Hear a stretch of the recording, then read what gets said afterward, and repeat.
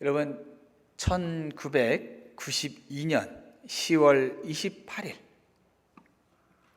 이날이 기억나십니까?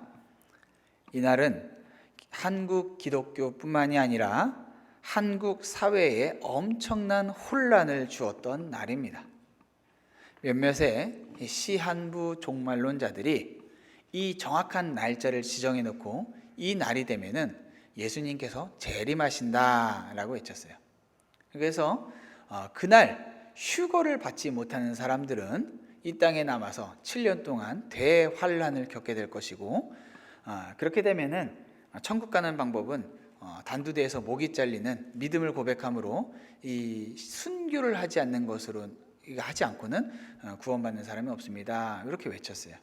이게 한국 교회에 굉장한 혼란과 또 충격 그리고 갈라짐을 만들어냈죠. 많은 사람들이 정통 교회에서 빠져나와서 이러한 외침을 외치는 곳으로 달려갔고, 또 기존 교회에 남아 있다고 하더라도 이 이야기를 가지고 굉장히 사람들 안에서 많은 이야기가 있었어요. 많은 교회와 성도들이 넘어갔어요. 여러분, 결과는 여러분이 아시는 것처럼 어떻게 됐죠? 아무 일도 일어나지 않았어요. 그런데 그 사람들이 그 이전에도 그러한 일들은 있었고요, 그리고 그 이후에도 지금까지도 이런 시한부 종말론은 계속해서 이어지고 있어요. 불발로 이어졌어도 그게 끝이다 라고 하지 않고 계속해서 이어지고 있는 거예요. 그러니까 어떤 신실한 성도님들은 물으세요.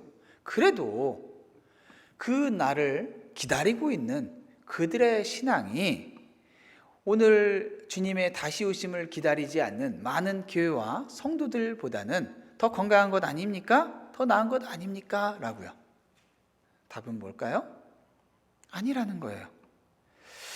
사실 교회와 성도는 이 예수님의 다시 오심 그리고 그 최후의 그날을 기다리는 것은 당연한 거예요. 그렇게 해야만 돼요. 그런 것이 없이는 건강한 신앙생활이라고 할 수가 없어요. 신약 성경은 다 하나같이 그 날에 대하여서 이야기하고 있어요. 그리고 요한계시록도 어떻게 끝나요? 다시 오시는 그날을 기다리면서 끝나요. 자, 그런데 어떤 특정한 주제를 강조한다라고 해서 그 주제에 대해서 제대로 건강하게 이해하고 있는 건 아니에요. 어쩌면은 그것의 부재를 의미할 수도 있어요. 예를 들면은 여러분, 그 북한의 이름이 뭐죠? 원래 이게 그 정식 명칭이라고 하죠. 조선 민주주의 인민공화국이에요. 그 나라 이름에 민주주의가 들어가 있어요. 근데 북한에서 민주주의는 뭐예요? 뭔지도 몰라요. 제가 어렸을 때 요즘에 실제로 어떻게 그들이 생활하는지 잘 모르겠지만은 이 자유라는 단어, 민주주의라는 단어, 이런 단어에 대해서 잘 이해하지 못한다, 이런 말들도 있었어요. 그러니까 그게 뭔지는 모르지만은 그것을 굉장히 강조한다는 자신들의 어떤 그런 걸 보여주고 싶어서 나라 이름에 떡하니 붙이는 거예요. 성령 하면서 성령을 굉장히 강조하는 교회들이 있어요.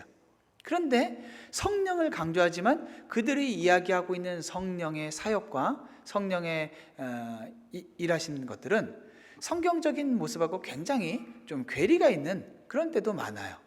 그러니까 성령을 강조한다고 해서 제대로 성령을 이야기하지 않는 거죠.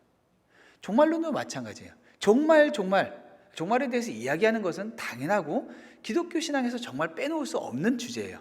그런데 종말 그날을 외친다고 해서 그들이 제대로 된 신앙관으로 그렇게 종말을 말한다라고 이야기할 수 없는 거죠. 오히려 사람들에게 그릇된 종말론을 심어줌으로써 잘못된 길로 걸어가게끔 하는 거예요. 여러분이 아시는 것처럼 이 종말론을 이렇게 외치고 누구보다도 그날을 기다렸다라고 하는 그 사람들이 거기에서 막 그날을 외쳤어요. 그런데 그날 아무 일도 없었어요. 그리고 나서 수많은 사람들이 다시 어떻게 됐어요? 흩어졌어요. 자, 흩어지기 전에 그 사람들은 많은 사람들에게 너 그날을 기다려야 돼. 왜 그날을 기다리지 않아? 라고 그렇게 당당하게 외치고 전도했단 말이에요. 그런데 그들이 회개를 하고 그들이 그렇게 막 그날을 기다리는 사람들처럼 했지만은 그날이 끝나고 나자 아무 일도 없자마자 자신들의 신앙의 정체성을 찾지를 못하는 거예요. 중요한 것은 바른 신학. 기독교는 진리의 신앙이기 때문에 바른 것을 빼놓고 그냥 열심, 열정 이런 것들만 가지고 신앙생활을 할 수가 없다라는 거예요.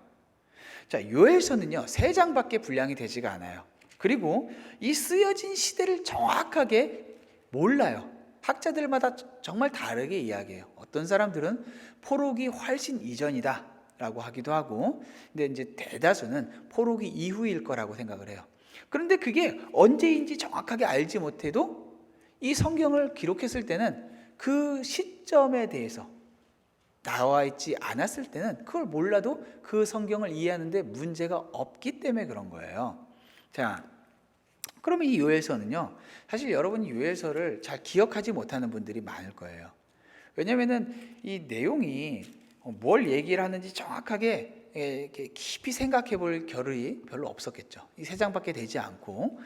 그런데 이 3장밖에 되지 않는 이 분량에서요, 이 성경은 성도들에게 어떻게 마지막 날을 준비해야 할지에 대해서 이야기하고 있어요.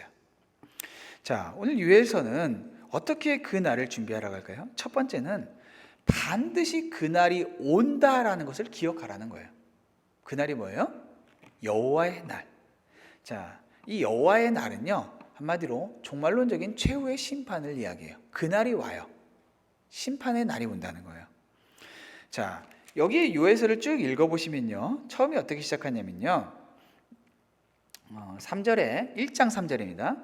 너희는 이 일을 너희 자녀에게 말하고 너희 자녀는 자기 자녀에게 말하고 그 자녀는 후세에 말할 것이니라 라고 하면서 이 내용을 대를 이어서 전해 주라고 말하고 있어요. 자, 그러면서 어떤 내용을 말하냐면요, 4절에 팥중이가 남긴 것을 메뚜기가 먹고 메뚜기가 남긴 것을 느치가 먹고 느치가 남긴 것을 황충이 먹었도다. 여러분, 여기에 나오는 팥중이, 메뚜기, 느치, 황충, 이거는 다 메뚜기 종류를 말해요. 그런데 이것들을 갖다가 여러분, 이 농사를 지어보신 분들은 메뚜기 떼가 이 곡식을 와서 뜯어 먹으면요, 그 피해가 어마어마하다는 걸 경험해 보셨을 거예요. 특히 이 중동 지역에는요, 이 메뚜기가요 바람을 타고 수억 마리가 떼를 지어서 다녀요. 가끔 뉴스에 나와요. 몇 년에 한 번씩 보면은 그 하늘을 보면은 하늘이 새까매요. 아무것도 보이지 않는 만큼. 근데 그 메뚜기들이 논밭에 딱 덮치면요, 어떻게 겨를이 없어요. 뭘 할 수가 없어요. 그 수억 마리의 메뚜기가 다 뜯어먹고 휙 하고 이동을 해버리는데 남는 거는 그냥 피밖에 없는 거예요. 아무것도 남지. 근데 여기 보면은 팥중이가 먼저 한번 싹 훑고 지나가요. 그런데 그 남긴 게 얼마 없을 텐데 그 남긴 거를 메뚜기 와서 또 뜯어 먹는데요. 그러면 남긴 게 정말 없을 거 아니에요? 그런데 또 와서 느치가 또 뜯어 먹고 또 한 번 황충이 먹어. 이거 뭐예요? 한 알도 한 톨도 남겨놓지도 않고 다 뜯어 먹었다는 거예요. 이러면 어떻게 되겠어요? 사람들이 굶겠죠. 굉장한 경제적인 어려움을 겪게 되는 거예요. 본문을 이렇게 쭉 읽어나가면요, 이 사람들이 10절에도 밭이 황무하고 토지가 마르고 곡식이 떨어지고 새 포도주가 말랐고 기름이 다했다 하면서 이들이 얼마나 어려움을 겪고 있는지를 말하고 있어요. 자, 그런데 그 어려움을 겪고 있는 이스라엘 백성들에게 오늘 1장 13절에 보니까 선지자가 무엇라 하냐면요, 제사장들아 너희는 굵은 배로 동이고 슬피 울어라 라고 해요. 14절에도 금식일을 정하고 성회를 소집하여 장로들과 이 땅의 모든 주민들을 너희 하나님 여호와의 성전으로 모으고 여호와께 부르짖어라 이렇게 외쳐요. 자, 왜 이렇게 부르짖으라고 할까요? 사람들이 부르짖지 않았다는 거예요. 지금 굉장한 위기를 겪고 있는데 사실은 이건 재앙이에요. 재앙을 경험하고 있는데 사람들이 하나님을 찾지를 않아요. 그냥 자기의 열심으로 어떻게 해볼 수 있을까? 불평과 불만과 또 사람의 도움과 이런 것들만 찾고 있는 거예요. 어떤 사람들은 정말 다 망했네, 불행하네, 다음에는 어떻게 될까, 뭐 염려와 걱정 혹은 어쩔 수 없지라고 하는 그런 어떤 한탄, 뭐 이런 걸로 끝내지 하나님 앞에 나오질 않는 거예요. 자, 그런데 선지자는요, 이 이야기를 가지고 이 재앙이 하나님으로부터 왔다라고 말하고 있는 거예요. 왜 하나님으로부터 이런 안 좋은 일이 왔을까요? 경고예요. 하나님은 구약에서부터, 모세 때부터 율법을 주시면서 이스라엘 백성들이 하나님의 말씀을 경청하고 순종하면은 그들에게 복이 있다 했어요. 그런데 하나님 말씀을 떠나고 우상을 숭배하고 이방 족속들과 어울리고 그렇게 하면 어떻게 한다고? 그럼 그들에게 저주가 있다고 했어요.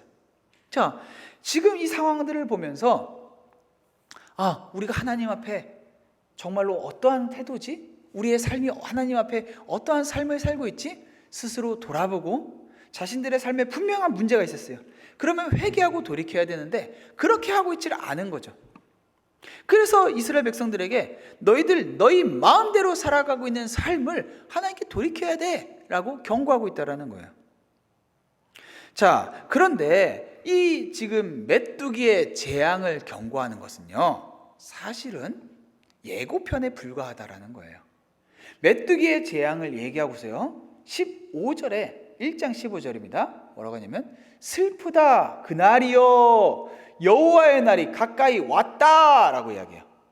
자, 재앙을 지금 경험하고 있는 이 재앙이, 야, 하나님께서 너희를 치시면은 정말 무섭지? 정말 두렵지? 그런데 그 날과는, 지금 우리가 경험하고 있는 이 날과는 비교되지 않는 그 날이 있어. 여호와의 날이 있어. 너희들 착각하지 마, 망각하지 마. 그냥 살아간다고 해서 살아갈 수 있는 게 아니야 라고 지금 경고하고 있는 거예요. 이 요엘서는요, 계속해서 여호와의 날을 반복해서 경고해요. 그날이 온다라는 거예요. 반드시 오고 그날에 경험하는 그 심판은 지금까지 겪어온 어떤 재난과는 비교되지 않을 거라는 거예요. 현재 겪고 있는 이 고통을 그냥 불평하고 끝내버리면 안 돼요. 우리의 신앙생활은 반드시 그날이 있다라는 것을 알고 그날을 기다려야 돼요. 자, 이런 차원에서 보면요, 시한부 종말론자들이 그날이 있다라고 믿었던 것 자체는 틀린 게 아니에요. 그건 옳은 거죠. 여러분, 만약에 이웃을 아끼고 사랑해야 됩니다 라고 불교나 어떤 무신론자들이나 이런 사람들이 이런 걸 얘기했다고 해서 다른 종교가 사랑하라고 했으니까 우리는 사랑하면 안 되겠다 이렇게 하지 않잖아요. 하나님의 진리가 곳곳에도 나타나요. 일반 계시라 그래서 일반 다른 종교나 아니면 자연현상에도 하나님의 진리가 담겨 있어요. 그런데 누군가가 정말 중요한 것들을 막 외쳤다고 해서 우리는 그것을 갖다가 아예 귀닫고 있어서는 안 돼요. 오히려 우리가 더 제대로 건강하게 외쳐야 되는 거죠. 많은 시한부 종말론자들의 이 이단적인 사상으로 한국 교회 안에 그날이 온다라고 막 외쳤더니 그들이 그렇게 외쳐버리니까 정통 한국 교회에서 그날이 옵니다 이렇게 얘기해버리면은 어떻게 돼요? 저거 수상한데? 이단 아니야? 이렇게 이상하게 보게끔 만들어져 버렸어요. 경계하고 조심하다 보니까 아예 문을 닫아버린 거예요. 애를 목욕시키고 목욕물 버리다가 어떻게 돼요? 애까지 버려버리면 안 되는데 아예 그냥 다 싹 다 그냥 닫혀버린 거예요. 아예 그냥 말하지 마. 뭐 신천지 이런 데서는 막 요한계시록을 풀어서 뭐 합니다. 그러니까 요한계시록을 말한다고 하면은 막 안 돼요. 그들이 그런 이야기들을 많이 한 것은 사실 어떻게 보면은 사단의 매우 아주 세밀한 전략이에요. 중요한 것들을 저들이 떠들어댐으로써 건강한 교회들이 그 주제 자체를 회피하게끔 만들어버리는 것. 근데 우리는 건강하게 그 주제들을 바라봐야 되는 거예요. 제가 예전에 신학교에 있으면서 흔치는 않은데 한국인들이 좀 많다 보니까 그 학교에 한국 교수님들도 몇 분 계세요. 근데 이분들 중에서 목회에 관련된 그런 수업이 있었어요. 많지 않은 한국어로 되는 수업인데 한국 목사님들, 전도사님들 이런 분들이 같이 모여서 그 수업을 듣죠. 이제 가르치는 분이 한국어로 수업을 진행하시니까. 근데 이제 토론식 수업이었어요. 근데 이런저런 얘기를 하다가 이제 마지막 날에 대한 어떤 그런 얘기가 나온 거예요. 근데 그 가운데 어떤 전사님 한 분이 무슨 얘기를 하다가 뭐 2000년 동안 나누셨는데 뭐 그날을 이렇게 얘기하는 게 뭐 의미 있습니까? 뭐 이런 식으로 얘기를 하는 거예요. 얼마나 제가 화가 나든지 그런 신앙이 어디 있어요. 그래서 제가 그때 그랬어요. 약간 이제 설전이 벌어졌는데 그때만 해도 워낙에 좀 제가 막 들이받고 막 이러던 사람이라 설전이 벌어졌는데 전사님 맞습니다. 2000년 동안 나누셨죠. 근데 오늘 본문에서도 너희 자식에게 전하라고 했죠. 2000년 동안 나누셨는데 제가 분명한 거는 50년 이내에 주님이 이 땅에 오시든지 전사님이 주님 앞에 서든지 둘 중에 하나는 있을 겁니다 라고 얘기했어요. 50년 안에 올지 않을지 몰라요. 그런데 분명한 거는 그의 인생이 하나님 앞에 설 건 맞잖아요. 그러니까 하나님께서 우리에게 뭐라고 하시냐면 그날 기다리라고 했어요. 그럼 2000년 동안 안 왔다고 해서 그날을 기다리지 않는다? 그거는 그런 신앙은 없는 거예요. 자, 이 날에 대해서 계속해서 경고하고 있어요. 언제부터? 이 구약에서부터. 단지 얼마나 이 사람들에게 기다리라고 했으면은 이 사람들은 뭐 자신의 삶에서 그날을 보지도 못했어요. 하지만 그날에 대해서 경각심을 가지고 살아가게끔 도전했단 말이에요. 그 우리도 마찬가지죠. 그들보다는 우리가 살아생전에 주님을 만날 가능성이 더 많겠죠. 만약에 그날 안 오신다고 하더라도 어떻게 돼요? 우리는 그날 주님 앞에 나가고 주님은 우리에게 물으실 거예요. 너 그날 기다렸니? 라는 거예요. 우리의 신앙생활은 그날을 기다리는 신앙생활이어야 된다는 거죠. 자, 오늘 이 본문을 보면서 우리 이 요에서를 보면서 발견하게 되는 두 가지 그날을 준비하는 우리의 마음은 재앙을 경험하는 가운데서 하나님의 마음은 우리의 멸망이 아닌 구원이라는 거예요. 멸망이 아니라 구원이 하나님의 마음이에요.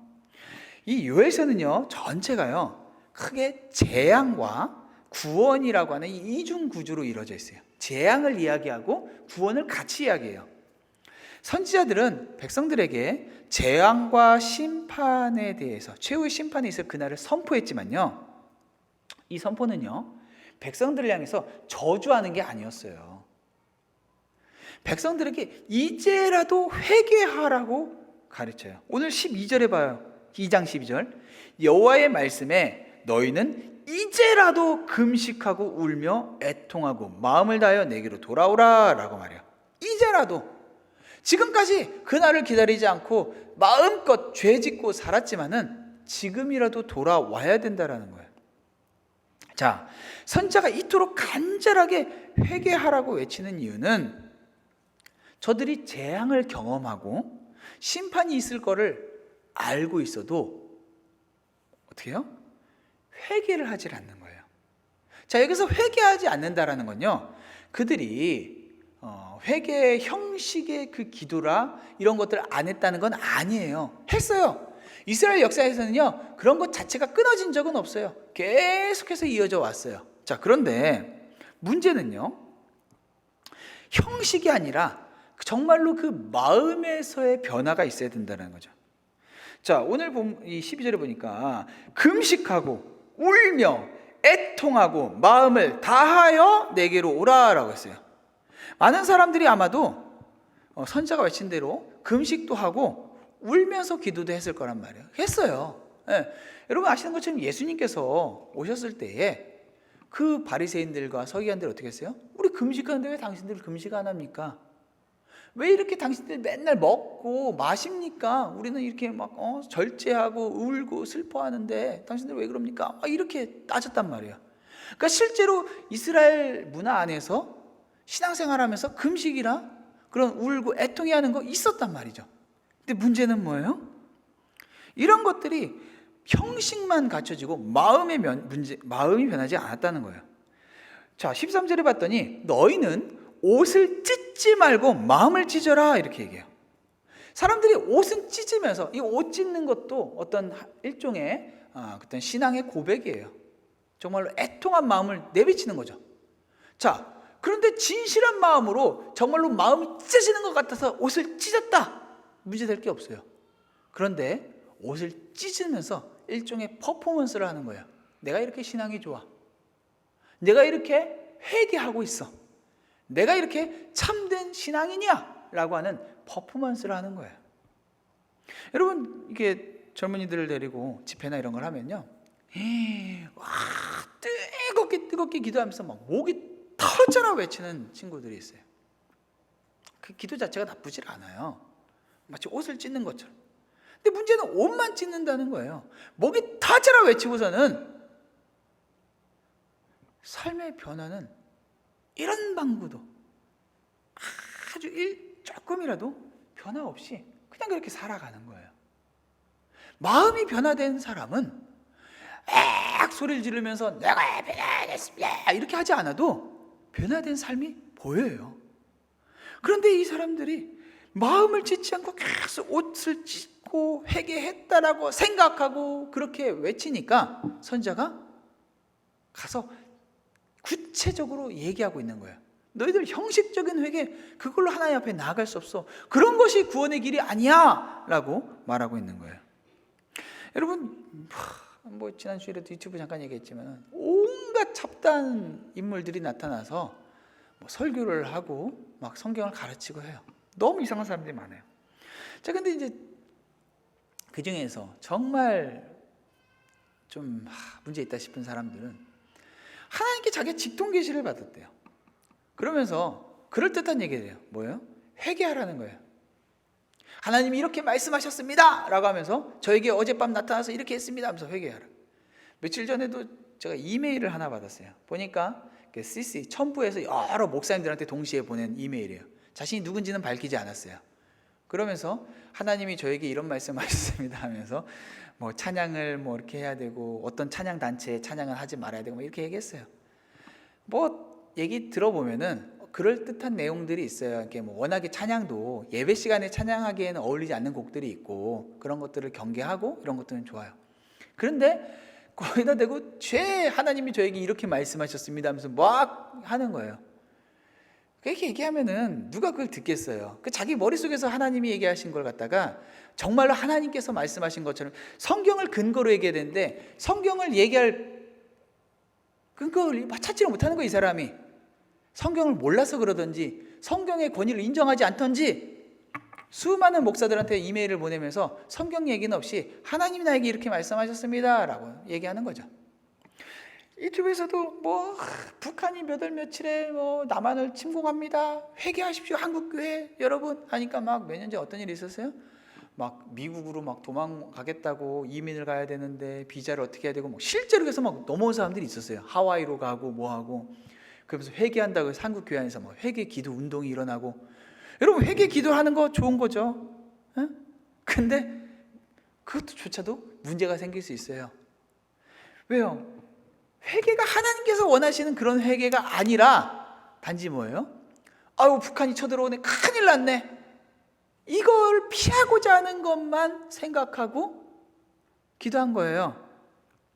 회개는요, 얼마나 목소리를 높였냐, 얼마나 눈물을 많이 흘렸냐가 아니라 마음이 돌이키는 게 회개인데, 자, 하나님께서 직통 계시를 받았다고 막 떠들어대는 저들이 회개에 대해서 이야기하고 죄에 대해서 이야기하고 죄의 형벌에 대해서는 이야기해서 사람들을 두렵게 했지만은 문제가 뭐냐면은 마음이 어디로 돌이켜야 되는지 그 방향을 정해주지를 않아요. 그냥 자신들의 말을 계속 듣게 하는 데에 목적이 있지 정말 바르게 가야 될 방향이 없어요. 그러니까 싸잡아서 한국교회는 다 그냥 끝장이고 소망 없는 걸로 다 말하고 오직 자기만 길이요 진리요 생명이라고 외치게 되는 거죠. 자, 그러니까 사람들이 성경을 보면서는 회개하라고 매 회개가 나와 있잖아요. 그러니까 성경 보면서는 회개하지 않는 사람들이 인터넷에 나와서 이상한 목소리를 하면서 여러분 회개합니다 이렇게 했더니 그 얘기를 듣고서는 회개한다고 교회에 모여서 막 기도하고 있는 거예요. 기가 막히죠. 성경은 그렇게 무시하면서 내가 하나님 앞에 어젯밤에 들었는데 이 얘기는 그냥 가갖고 들으면서 하나님의 말씀이랍시고 그렇게 반응하고 있는 거예요. 오늘날도 그 사람들 계속 떠들고 있어요. 북한이 쳐들어왔어요? 안 들어왔어요? 그날? 안 들어왔어요. 안 들어왔더니 어떻게 돼요? 그날 그 엉뚱한 소리 떠들어대는 사람들의 목소리를 듣고 사람들한테 야, 너 그거 봤어? 그 영상 봤어? 회개해야 된대. 정말 한국교회 정말 타락했잖아. 맞아, 우리가 그렇게 해야 돼 하면서 회개한다고 막 떠들어대는 사람들이 그날 아무 일도 안 일어나니까 어떻게 해요? 입을 싹 닫고 언제 그랬냐는 듯이 삶의 변화는 그리고 아무 일도 없었다라는 식으로 하는 거예요. 그게 무슨 회개예요? 화장실 들어갈 때랑 나올 때 다른 사람처럼 그냥 이제 뭐 위기 없네? 그러면서 그날에 대한 어떠한 경각심도 없이 그냥 살아가는 거예요. 자, 그럼 어떻게 해야 된다는 거예요? 돌아갈 방향이 있다라는 거예요. 자, 12절에 봤더니 금식하고 울며 애통하고 마음을 다하여 뭐라고 해요? 내게로 돌아오라 그랬어요. 하나님께로 돌아오는 거예요. 자, 13절에도 너희는 옷을 찢지 말고 마음을 찢고 너희 하나님 여호와께로 돌아오라라고. 방향이 있어요. 돌아가야 될 길이 있어요. 하나님께로 돌이키는 거예요. 이게 참된 회개예요. 자, 하나님께로 돌아간다는 게 무슨 말이에요? 이것은 그냥 교회 안에서 뜨거운 회개의 기도의 그런 어떤 흐름이 있다, 그런 문동이 있다, 이런 차원이 아니에요. 한국 교회 회개한다고 운동 이러한 거 보면요, 다 정치적인 거랑 얼마나 엮여있는지 몰라요. 무슨 회개 운동이라고 했는데 자신들이 지지하는 반대 정당에 대해서만 막 쌍욕을 하면서 이게 회개 운동, 이게 무슨 회개 운동이에요? 회개 운동은 남들에 대해서 니네가 잘못했다는 게 아니라 내가 잘못한 걸 하나님 앞에 고백하고 나아가야 되는데, 심지어는 에스라 같은 선지자는 백성들이 지은 죄를 가지고 내 죄로 인정하고 하나님 앞에 나아갔어요. 근데 많은 사람들이 자기가 어디로 가야 될지를 모르니까, 자기가 하나님께로 돌아가야 될 그 방향을 모르니까 어떻게 해요? 다른 사람들한테 너희들 어디 반대 정당을 찍어 하면서 막 하면서 이런 걸 가지고 기도라고. 아니에요. 회개는 그런 게 아니라고요. 보세요. 여호와께로 돌아오래요. 그게 뭐예요? 그는 은혜로우시고 자비로우시고 노하기를 더디하시고 인애가 크시사 뜻을 돌이켜 재앙을 내리지 아니하신 하나님이다. 여러분, 참된 회개는요, 하나님이 어떠한 하나님이신지를 아는 거예요. 이스라엘 백성들에게 지금 겪고 있는 이 재앙이 하나님의 곁에 왔지만은 너희들이 회개하고 하나님께 돌이키기만 하면은 하나님 너희를 받아주셔. 너희들 기다리셔. 너희들 정말 너희들이 회복되기를 바라시는 하나님이야. 그런 하나님이 너희를 기다리고 있어. 이걸 아는 게 하나님께 돌이키는 거예요. 자, 그래서요, 보니까 오늘 본문 이 뒤에 쭉 가면요, 2장 23절에 보니까 시온의 자녀들아, 너희는 너희 하나님 여호와로 말미암아 기뻐하며 즐거워할지어다. 그가 너희를 위하여 비를 내리시되 이른 비를 너희에게 적당하게 내리주시리니 이른 비와 늦은 비가 예전과 같을 것이라. 여러분, 비를 내린다는 게 뭐예요? 비를 내린다는 건요, 이 이스라엘에는요, 땅이 농사 짓기가 굉장히 안 좋은 땅이에요. 땅이 물을 머금고 있질 않아요. 그래서 때에 따라서 비가 내려야지만, 그래서 전 농사를 잘 몰라요. 근데 농사를 이제 할 때는 비가 내려야 되는 때가 있잖아요. 그 때에 맞춰서 하나님께서 이른 비와 늦은 비를 때에 맞춰서 주신다는 거예요. 그럼 이 얘기만 보면은 그냥 이거는 농사를 잘 짓게 해주겠다는 거예요? 이게 아니에요. 이거는 그러한 것들을 빗대어서 하나님의 은혜가 그들에게 정확하게 때를 맞춰서 부어준다는 뜻이에요. 자, 그런데 23절에 여러분, 이른 비와 늦은 비를 내린다는 이야기 전에 23절 중반부에 봤더니 그가 너희를 위하여 비를 내리시되 라고 되어 있죠. 여기에는 이 비라는 단어, 이 비라고 하는 단어는요, 레인, 그러니까 비죠. 근데 비라는 단어는요, 교사라고 하는 단어랑 같은 단어예요. 교사, 가르치는 교사. 이 번역을요, 어떻게 하느냐에 따라서 뜻이 달라져요. 그러니까 우리가 이제 개역 개정을 많이 읽지만은 여러분 새 번역 성경도 굉장히 좋은 번역이거든요. 표준 새 번역 아마 들어보셨을 거예요. 새 번역 성경은요, 이걸 이렇게 번역했어요. 시온에 사는 사람들아, 주 너희의 하나님과 더불어 기뻐하고 즐거워하여라.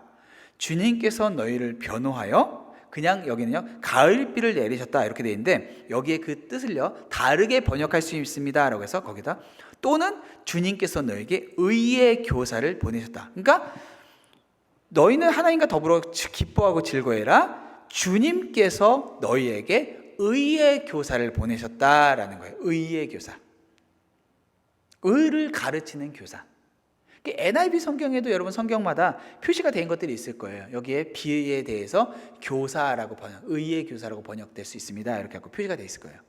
의의 교사 이렇게 돼 있고요. 자, 28절에 보면요, 2장 28절, 그 후에 내가 내 영을 만민에게 부어 주리니. 여러분 잘 아시는 정말 유명한 말씀이죠. 너희 자녀들이 장래일을 말할 것이며 늙은이는 꿈을 꾸며 너희 젊은이 이상을 볼 것이다. 여러분 이게 뭐예요? 어떤 영이에요 이게? 성령이죠. 예수님께서 승천하시고 보내주신 성령에 대해서 이야기하고 있는 거예요. 자, 근데 이 의의 교사, 23절에 있는 이 의의 교사는요, 학자마다 다르지만은 의의 교사라고 번역이 된다면은 이것은 선지자를 가리킬 수도 있지만은 이 성령과 함께 그리스도를 가리키는 것일 수 있어요. 그러니까 지금 이른 비와 늦은 비가 하나님으로부터 부어지는 은혜잖아요. 그럼 그 은혜는 사실은 어디에서 그 정점을 찍는 거예요? 그리스도를 보내주시는 거예요. 그러니까 하나님께서 그리스도를 보내주시고 그리스도를 통해서 성령을 보내주세요. 그러니까 참된 회개를 사람들한테 이야기하는데 어떻게 우리가 참된 회개를 할 수 있어요? 못하는 거예요. 근데 그 회개를 할 수 있게끔 변화시키는 일을 하나님께서 예비하셨는데 그게 뭐예요? 예수님을 보내주시는 거예요. 그리고 예수님의 십자가 죽으심, 승천을 통해서 우리에게 성령을 보내주세요. 여러분 성령 없이는 누구도 참된 회개를 할 수가 없어요. 그것을 지금 약속하고 있는 거예요. 어디로 돌아가요? 어디로 돌아가요? 하나님께로. 하나님께로 어떻게 돌아가요? 이것은 구약에 있는 사람이나 예수님 시대나 최후의 심판의 직전에 있는 사람들은 모두가 다 오직 그리스도로 인하여 그 그리스도의 영으로 하나님께로 돌아갈 수 있게 되어 있어요. 아담부터 마지막까지. 그래서 이것에 대해서 이야기하는 거예요. 그 참된 회개가 가능해요. 자, 그럼 참된 회개를 할 수 있는 사람은 누구예요? 바로 그리스도를 이해하는 사람들. 구약에서는요, 우리 막 흔히 여러분들 많이 들어보셨죠? 우리 신약의 사람들은 다시 오실 예수님을 기다립니다 이렇게 얘기했어요. 근데 구약에 있는 사람은 누구를 기다린다고 했어요? 다들? 오실 예수님, 초림하실 예수님을 메시아를 기다린다 이렇게 여러분 들어보셨죠? 아담부터 하나님께서 주신 복음이 뭐였어요? 여자의 후손이라고 했어요. 그러니까 하나님께서 처음부터 그들에게 기다릴 자를 주셨어요. 그리스도가 누구이신지 알고 그리스도가 하실 일이 무엇인지를 아는 사람들이 하나님께로 돌이킬 수 있어요. 그런 사람들만이 하나님께 돌이키는 사람들이에요. 그러면은 그런 사람들 어떻게 하겠어요? 그리스도를 사랑하겠죠. 하나님 사랑하는 사람들이에요. 자, 세 번째, 어떻게 그날을 준비해요? 그날을 기대하면서 사모하면서 기다리는 거예요. 여러분 요한계시록을 이렇게 읽어본 이제 성도님들한테 요한계시록 어떤 분위기입니까 하면은 막 무서워요. 아우 막 거기에 막 괴물들 나오고 막 그냥 욕 나오고 아우 막 무서워요. 재난과 재앙들 무서워요. 이러죠. 이 요엘서도 보면요 굉장히 이 두려운 분위기를 많이 보여줘요. 2장 30절에 보면은 여호와의 크고 두려운 날이 이르기 전에라고 했어요. 그러면서 해가 어두워지고 달이 핏빛까지 변한대요. 여러분 무섭죠? 네, 무서워요. 또 3장에서도 하나님께서 이 내용을 쭉 읽어보면은 막 하나님께서 열방을 심판하시고 막 이런 것들이 나타나요. 분위기가 그날 마지막 최후의 심판의 날을 보면은 무서운 인상이 있을 수 있어요. 자, 3장은 사실은 심판에 대한 내용이에요. 3장 2절에 보면은 내가 만국을 모아들이고 여호사밧 골짜기에 내려간다라고 했죠. 여호사밧은 하나님께서 심판하신다는 뜻이에요. 그러니까 하나님 심판하시는 그날 마지막 날을 이야기해요. 자, 그러면서 3장을 쭉 읽어 내려가면요, 하나님께서 얼마나 철저하게 민족들을 심판하신지를 쭉 나와요. 그들의 죄를 물으시고요, 그 죄의 대가를 치르게 하세요. 그러면서 심지어는 너희가 한번 대항해봐라, 그 심판 받지 않겠다고 대항해봐라. 3장 10절에 보면은 너희는 뭐 보습을 쳐서 칼을 만들고 낫을 쳐서 창만, 그러니까 이 군대를 만들어서 한번 하나님께 대항해봐라, 대항이 되나? 라는 식으로 말해요.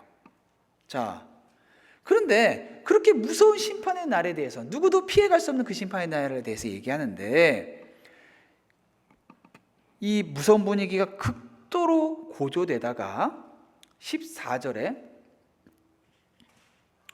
사람이 많으며 심판의 골짜기에 사람이 많으며 심판의 골짜기에 여호와의 날이 가까움이라, 해와 달이 캄캄하며 별들이 그 빛을 거두두다 하면서 이 극도로 심판의 분위기가 고조되다가 16절에 여호와께서 시온에서 부르짖고 예루살렘에서 목소리를 내시리니 하늘과 땅이 진동하리로다. 여러분 얼마나 무서워요? 그런데 그때 갑자기 어떤 단어가 나와요? 그러나라는 단어가 나와요. 그러나 여호와께서 그의 백성의 피난처 이스라엘 자손의 산성이 되시리로다. 이러면서 그러나부터 끝날 때까지 쭉 하나님께서 이스라엘을 어떻게 보호하시고 돌보실지에 대한 내용이 쭉 나와요. 여러분, 이스라엘을요, 애굽에서 노예 생활하면서 고난 당할 때 하나님께서 애굽을 막 치세요. 강을 피로 물들이시고 개구리와 이질과 막 어둠으로 막 빛을 가리우시고, 그리고 심지어 마지막 6월절 날에는 장자들을 다 목숨을 걷어가시는데 이스라엘은 어떻게 해요? 평안해요. 하나님의 보호하심이 그 안에 있는 거예요. 최후의 심판의 날에요, 그날을요, 그냥 우리도 그 안에서 막 벌벌 떨면서 있을 게 아니에요. 그날은 어떤 날이냐면은 이스라엘을 구원하시는 날이면서 동시에 이스라엘의 복수가 이루어지는 날이에요. 21절, 오늘 이 성경 3장 마지막 21절에 보니까 내가, 하나님이시죠, 하나님이 전에는 그들은 누구예요? 이스라엘이에요. 그들의 피 흘림 당한 것을 갚아주지 아니했었다. 너희들이 억울하게 당하고 고통당하고 했었던 것들을 그때는 갚아주지 않았지? 그런데 이제는 갚아주리니 이는 여호와께서 시온에 거하심이니라. 이전에 이스라엘 백성들이 하나님을 떠나서 하나님 없이 살아가니까 그전에는 하나님이 시온에 계시지 않은 것처럼 계셨어요. 그러니까 이스라엘 백성들을 치는 이방 민족에 대해서 하나님께서 대항하지 않으신 거죠. 그런데 하나님께서 친히 이스라엘을 새롭게 변화시키시고 그들과 함께 하시니까 그들에게 해코지했던 그 모든 이방 민족에 대해서 주님께서 친히 복수해 주시는 거예요. 당연히 이 이스라엘은요, 혈통적 이스라엘을 말하는 게 아니라 모든 믿는 신자들을 이야기하는 것이죠. 사랑하는 성도 여러분, 이렇게 하나님께서 그 날에 대해서 이야기하셨으면요, 이스라엘 백성들 이 말씀 보면서 어떻게 반응했겠어요? 제대로 된 신앙생활 가진 사람은 그 날을 기다렸죠. 우리 분명히 얘기했어요. 그날은 심판이 있는 날이라고. 그날이 심판이 있는 날인데 그 날에 심판 내가 당할 것을 두려워하지 않아요. 왜요? 하나님으로 말미암아 참된 회개를 경험하기 때문에, 경험했기 때문에. 그런 사람들은 마지막 날이 심판이 두렵지가 않고 오히려 기다리면서 사모하면서 살아가는 거예요. 왜요? 여러분이 그토록 신앙 고백하셨던 내 사모하는 주님이 다시 오실 그날이라 하니까, 그 주님이 우리의 눈물을 닦아주시고 우리를 해코지했던 저들을 심판하겠다 하시는 그날이니까. 학교에서 못된 녀석들한테 괴롭힘 당하고 두드려 맞던 아이가 저 길끝에서 아이에게 괴롭힘 당하다가, 그래서 아이들의 그 가방을 이렇게 무겁게 짊어지고서는 너 이거 들어! 안 그러면 너 나한테 두드려 맞을 줄 알아! 하고 막 고통당하면서 막 하는 아이가 저 길끝에 갑자기 아빠가 딱 나타나면은 어떻게 했어요? 이놈의 자식들 하면서 저 녀석들을 혼내고 그 모든 짐을 벗겨주고 눈물을 닦아주고 다시는 그런 일을 못하게 홍군형을 내주는 그 아빠를 기다리는 아이의 마음이 당연하지 않겠어요? 그런데 세상과 같이 살아가면요, 그날이 기다려질까요? 기다려지지가 않아요. 예전에 벌써 한 10년 넘은 것 같아요. 영국의 기사를 봤는데 무신론자들이 버스에다가 크게 현수막을 다 달아놔요. 현수막이 광고죠. 그 버스 옆에 광고 이렇게 붙이잖아요. 광고가 붙였는데 무신론자들이 뭐라고 붙였냐면, 하나님은 아마도 없습니다. 그러니 오늘을 즐기십시오. 이렇게 써놓은 거예요. 하나님이 없어야지만 마음 편하게 살 수 있는 거예요. 하나님이 다시 오시는 그날은 생각하고도 싶지 않아요. 그래서 모든 사람들이 다 그날이 없는 것처럼 살아가야지 내 마음도 편하니 너희들도 하나님 없다라고, 자기만 없다라고 생각하지 않고 수없이 사람들한테 전도를 하는 거예요. 하나님 없어. 왜요? 저들도 그렇게 살아가야지 내 마음이 편한 거예요. 무슨 구제하겠다고, 무슨 종교에게서 구정 이런 게 아니라 마음대로 살아가고 있는 그 와중에도 아무리 죄인이라고 해도 마음 깊은 곳에서는 하나님 계심을 부인할 수가 없는 거예요. 입술로 아무리 떠들어댄다. 그러니까 다 그렇게 그냥 바닥바닥 우기면서 없다고 더 그렇게 외치는 거예요. 여러분, 주님을 기대하십니까? 여러분이 아시는 사랑의 원조였던 그 손양원 목사님은요, 본인이 이렇게 시를 썼어요.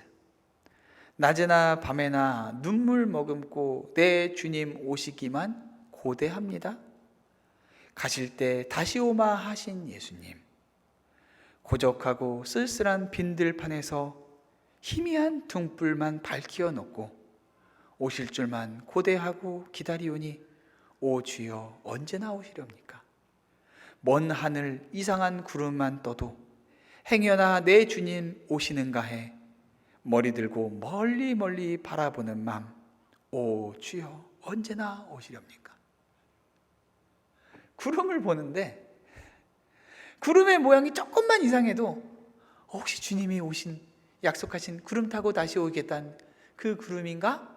라고 하면서 하늘을 바라보는 이 늙은 목사의 마음이 여러분은 어떻게 느껴지십니까? 요엘은 이스라엘 백성들에게 회개하라 회개하라 외쳤지만은 이들에게 구체적으로 무슨 죄를 지었는지는 성경에서 나타나지 않고 있어요. 물론 우상 숭배도 있었을 것이고 여러 가지 이방인들과의 결혼이나 문제가 있었을 거예요. 근데 그거 얘기하지 않아요. 그런데 한 가지만 얘기해요. 뭐예요? 돌아가야 될 곳이 어딘지를 얘기해요. 그러니까 결국 그들이 회개하고 돌이켜야 되는 것은 그들의 삶에서 수많은 문제들이 있지만은 그거 하나 끊어낸다고 해서 되는 게 아니라 그들의 마음을 주님께로 돌이키는 거예요. 주님께로 돌이킨 사람은 그날이 기다려져요. 시한부 종말론을 기다렸던 그 사람들, 정말 어리석고 무매하게 살아갔지만은 그 사람들 가운데서 어떤 사람들은 정말 주님이 오실 그날을 기다리다 보니까 이 마음 가운데에 그 주님에 대한 그 날을 사모하는 마음이 주님을 향한 사랑과 함께 어울려져서 주님께서 다시 오실 그날을 사모한다라고 말씀하셨던 그 마음 자체만으로는 주님께서 참 원하셨던 그 마음을 가졌던 사람들이 분명히 그 안에는 있었어요.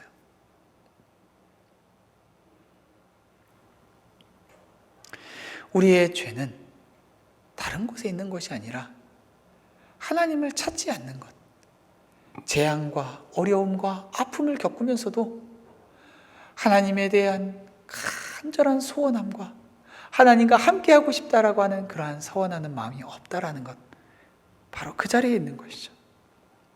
오늘 여러분은 고난과 아픔 가운데 계십니까? 그것은 마지막 날이 있다라고 하는 하나님의 경고이며 여러분을 인도하는 하나님의 가르침입니다. 여러분 그런 어려움 없이 신앙생활 하고 계십니까? 그렇다면 지금이야말로 더더욱 하늘로 우리의 시선을 옮기어서 주님 오실 그 날을 사모하고 기다려야 할 때입니다. 오늘 우리의 마음 가운데에 주님께 향하고 있지 않은 모든 영역들을 돌이켜서 주님께로 우리의 시선을 회복하는 여러분 되시기를 주님의 이름으로 축원합니다.